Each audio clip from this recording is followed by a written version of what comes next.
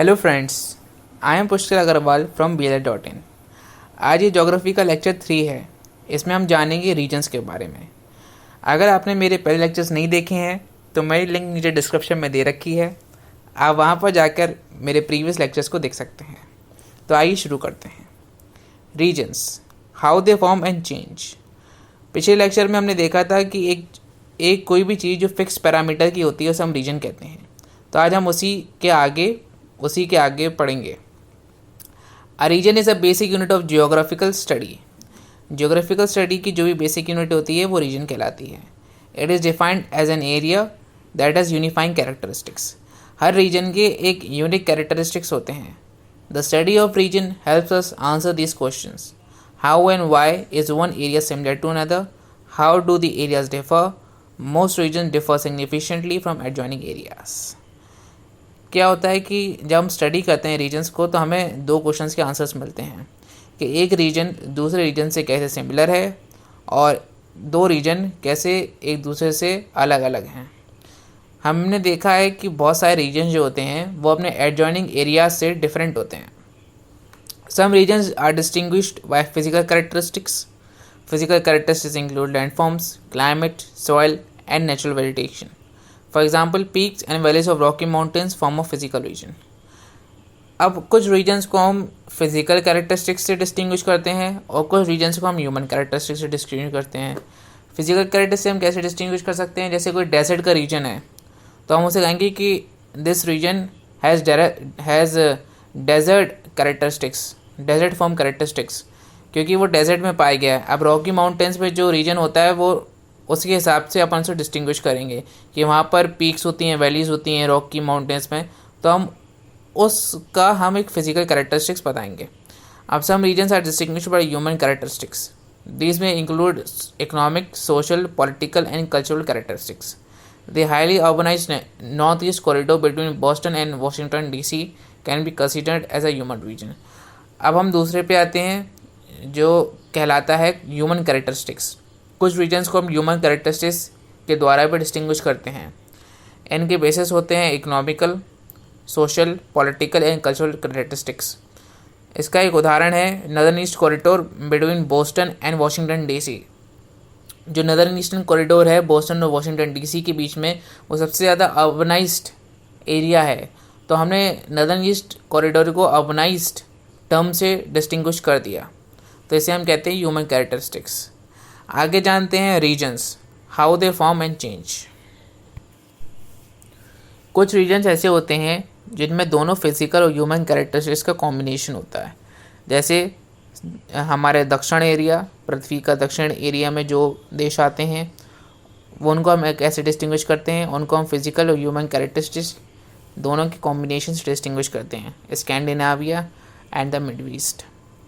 Boundaries between regions can be vague. जो boundaries होती हैं रीजन्स की वो वेग हो सकती हैं, वो रफ होती हैं, कोई एग्जैक्ट बाउंड्री नहीं होती है किसी भी रीजन की। Regions are generally thought of as large area such as the corn belt in the mid western United States और सब सहारा अफ्रीका। जो रीजन्स होते हैं वो हमेशा बड़े होते हैं, लार्ज एरिया में होते हैं, जैसे जो कॉर्न बेल्ट है मिड वेस्ट यूनाइटेड स्टेट्स में, या जो सब सहारन अफ्रीका है, या हम थार डेजर्ट को भी कह सकते हैं कि वो एक बहुत बड़ा रीजन है। Overhead transparency will help teacher demonstrate that a region can be small as classroom, learning center, a neighborhood, an industrial park और a recreational area। अब रीजन में एक एक्सेप्शन भी होता है कि रीजन स्मॉल भी हो सकते हैं, एक क्लासरूम की तरह, एक नेबरहुड की तरह, एक इंडस्ट्रियल पार्क की तरह, या एक बड़े रिक्रिएशनल एरिया की तरह। अब हम दो क्वेश्चंस आप अपने आप से पूछिए तो इससे आपको थोड़ा रीजन के बारे में और क्लियर होगा। How many different regions can you identify within your area. आप कितने डिफरेंट रीजन्स अपने एरिया में डिफाइन कर सकते हैं? इसको आप खुद आंसर कीजिए और आपको थोड़ा सा एलेबरेट करने में मदद मिलेगी। How many larger regions does your area belong to. और कितने लार्जर रीजन्स को आपका एरिया बिलोंग करता है। आगे हम देखेंगे human environment interaction shaping the landscape. The physical and human characteristics of a place provide keys to understanding the interrelationship between people and the environment। अब क्या होता है कि जहाँ पर भी इंसान रहता है वो अपने इन्वायरमेंट से इंटरेक्ट करता है। जैसा कि हम जानते हैं कि हम जितनी भी अपनी बेसिक नीड्स हैं सब इन्वायरमेंट से ही लेते हैं। The geographic theme address this question, what is the relationship between humans and environment. 3 की concept underline human and environment relationship. अब ये जो थीम है ये हमें इस क्वेश्चन का आंसर देती है कि एक इंसान और एक उसके वातावरण के बीच में क्या रिलेशनशिप होता है। तो इसका हम आंसर 3 पॉइंट्स में देख सकते हैं। Human depends on the environment. The natural environment is made up of living things and non-living things. Human depend on the natural environment for their basic needs, food, shelter and clothing. तो हम इंसान environment पे depend करते हैं food के लिए, खाने के लिए, शेल्टर के लिए और कपड़ों के लिए। Humans modify the environment. People modify the natural environment to meet their needs. For example, they build dams, plow and irrigate fields, they take mines, they build houses, schools, shopping centers on land. अब जैसा कि इंसान का दिमाग बहुत आधुनिक है और बहुत डेवलप्ड है, इसलिए हम लोग की नीड्स भी बहुत ज़्यादा हैं। तो इसलिए अपनी नीड्स के अनुसार हमने एनवायरनमेंट में चेंजेस किए। हमने डैम बनाए, हमने फील्ड्स को इरीगेट किया, हमने उन्हें प्लो किया, उनमें हमने गेहूँ बोआ, माइंस को डिग किया, आयरन और कोल के लिए हाउसेस बिल्ड करे, स्कूल्स बिल्ड करे, शॉपिंग सेंटर्स बिल्ड करे। जैसे जैसे हमारी नीड्स बढ़ती गई वैसे वैसे हमने इंस्टीट्यूशंस और स्ट्रक्चर्स को बिल्डअप करना चालू किया। आओ तीसरा पॉइंट देखते हैं। Humans adapted to the environment. Humans have settled in virtually every corner of the world by successfully adapting to the natural settings. Human इंसान एक ऐसा जानवर है जो दुनिया के हर क्षेत्र में पाया जा सकता है, चाहे वो सबसे ज़्यादा गर्म क्षेत्र हो, चाहे वो सबसे ज़्यादा ठंडा क्षेत्र हो। क्या होता है कि इंसान एडेप्ट कर लेता है एनवायरनमेंट को। आइए देखते हैं कैसे। जैसे यूनाइटेड स्टेट्स में सर्दी बहुत पड़ती है, कनाडा में सर्दी बहुत पड़ती है, तो वहाँ के घरों में हॉट एसीज होते हैं इनके, जो उनके कमरे को गर्म बनाए रखते हैं। और वहीं पर अगर हम गल्फ़ रीजन में देख लें, सऊदी अरेबिया, यूएई, जहाँ पर बहुत गर्मी पड़ती है, तो वहाँ पर इंसान एसी का इस्तेमाल करता है अपने कमरे को ठंडा करने के लिए। इन आधुनिक चीज़ों का इस्तेमाल करके ही हम कोई भी एनवायरनमेंट से अडेप्ट कर लेते हैं। और इन आधुनिक चीज़ों का इस्तेमाल करके हम ये दिखाते हैं कि हमारा इकोनॉमिक और हमारे पॉलिटिकल सर्कमस्टेंसेस क्या हैं और हमारे देश की टेक्नोलॉजी किस स्तर पर है। Studying geography further appreciation of a natural environment and a natural differences, cultural differences. Discuss answer to this question about the human environment interaction where you live. अब इन क्वेश्चंस का आप खुद ही आंसर करें, जिससे आपको टॉपिक और क्लियर होगा। What example of human environment interaction do you see in your area. आप कैसा इंटरेक्शन देखते हो अपने एरिया में, उसको आप खुद सोचें कि हम कैसा इंटरेक्शन देखते हैं। Do you see evidence of exploited resources. क्या आप ये देखते हैं कि जब इंसान अपने वातावरण से इंटरेक्ट करता है तो क्या वो अपने रिसोर्सेज को एक्सप्लॉइट कर रहा है। क्या आपके एरिया में रिसोर्सेज एक्सप्लॉइट होते हैं। Do you see changes in the landscape and animal habitats, are the changes in air, water and soil. और जब हम लोग इंटरेक्ट करते हैं एनवायरनमेंट से, तो क्या आपके एरिया में कुछ चेंजेस हुए हैं। क्या आपका हवा, पानी या सॉइल में कुछ चेंज हुआ है, ये भी आप ऑब्जर्व करें अपने एरिया में।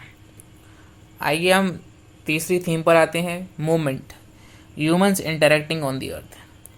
अब जैसा कि हम जानते हैं कि मूवमेंट बहुत ज़रूरी होता है, बिना मूवमेंट के ट्रेड नहीं होगा, और ट्रेड नहीं होगा तो फिर हमें अपनी ज़रूरत की चीज़ें नहीं मिल पाएंगी। The theme movement addresses this question, how and why places are connected with one another.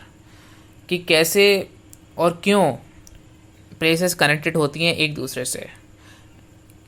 इसका सिंपल सा आंसर है कि प्लेसेस तब कनेक्ट होती हैं तब किसी एक प्लेस में कोई ज़्यादा चीज़ होती है और एक प्लेस में कोई कम चीज़ होती है, तो उन दोनों प्लेसेस को कनेक्ट किया जाता है ताकि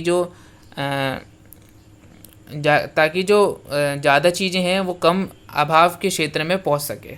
इसलिए ट्रेड एंड कॉमर्स का डेवलपमेंट होता है। Relationship between people in different places are shaped by the constant movement of people, ideas, material and physical system such as wind.